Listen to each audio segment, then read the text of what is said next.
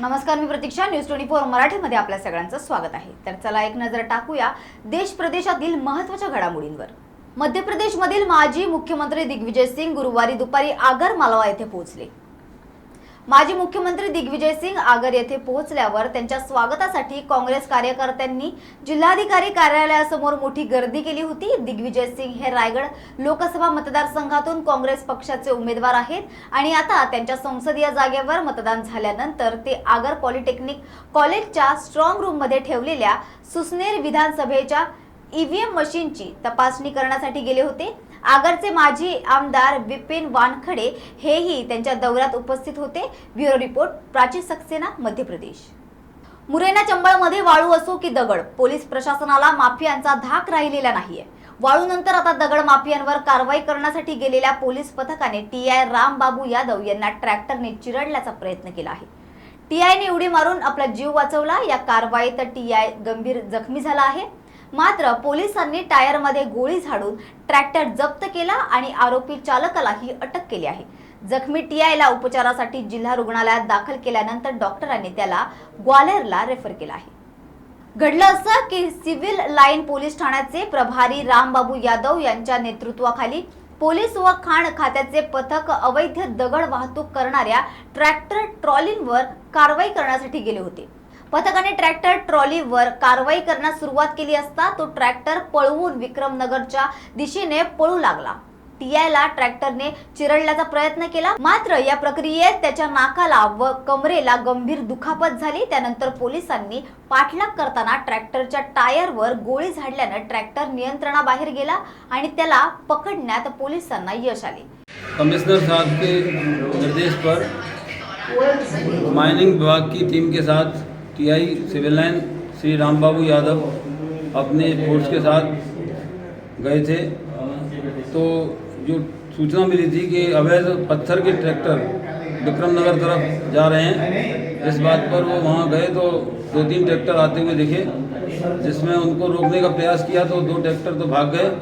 एक ट्रैक्टर चालक ने पुलिस को देखकर बुरी तरह से ट्रैक्टर भगाया, जिसे रोकने का प्रयास किया तो टीआई सिविल लाइन ट्रैक्टर पर चढ़ गए। उनको उसने जान से मारने की नीयत से तेज़ी से भगाकर और नीम के पेड़ से टक्कर मारी, जिससे टीआई सिविल लाइन को गिरने से और उसके टकराने से, ट्रैक्टर से टकराने से चोट आई है, जिससे उनको हॉस्पिटल में लाया गया।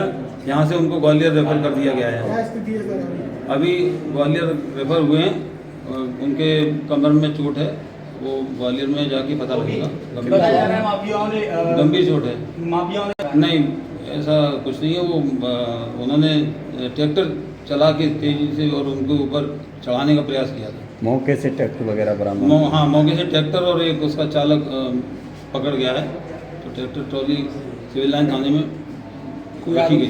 कोई आरोपी या हाँ, वो अभी प्रकरण कायम हो रहा है। मे महिन्याचा शेवटचा आठवडा सुरू होताच कोडरमामध्ये उष्णतेची तीव्रता वाढली आहे.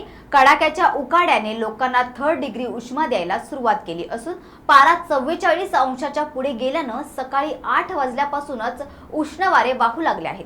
दररोज पैसे कमवणे कठीण आहे. खाणारे खूप अस्वस्थ आहेत. कोडरमाचे कमाल तापमान 44 अंशावर गेले होते. त्यामुळे दिवसभर उष्णतेने लोक होरपळून निघाले आहेत. सकाळी 8 वाजल्यापासून आभाळातून आगीच्या सरी कोसळत होत्या. उष्णतेच्या लाटेचा थेट परिणाम सर्वसामान्यांच्या जनजीवनावर झाला असून बहुतांश लोक घराबाहेर पडले नाहीत, तर काहींना दिवसभर या उन्हात काम करावे लागत आहे. निसर्गाचा कहर, उन्हाचा तडाखा दिवसेंदिवस वाढत असून सततच्या वाढत्या उष्णतेमुळे जनजीवन विस्कळीत होऊ लागले आहे.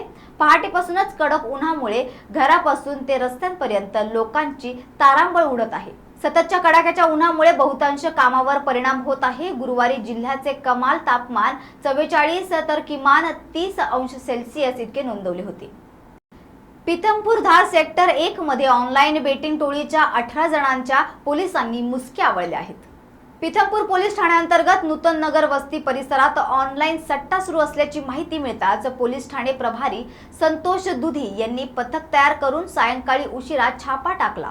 पोलिसांनी नूतन नगर मधील एका घराला 4ही बाजूंनी घेरावा घातला असून त्यात 40 मोबाईल, 1 लॅपटॉप, 17,000 रुपये रोख असा सुमारे 18 आरोपींना ताब्यात घेण्यात आले असून त्यांची चौकशी करत आहेत.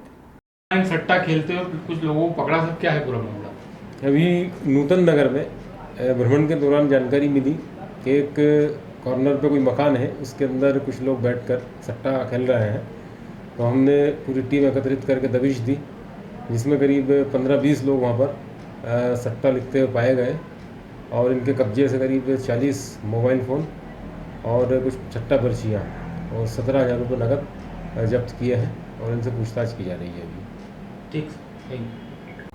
तर या होत्या देश प्रदेशातील महत्त्वाच्या घडामोडी. अशाच महत्त्वाच्या घडामोडींसाठी पाहत रहा न्यूज 24 मराठी.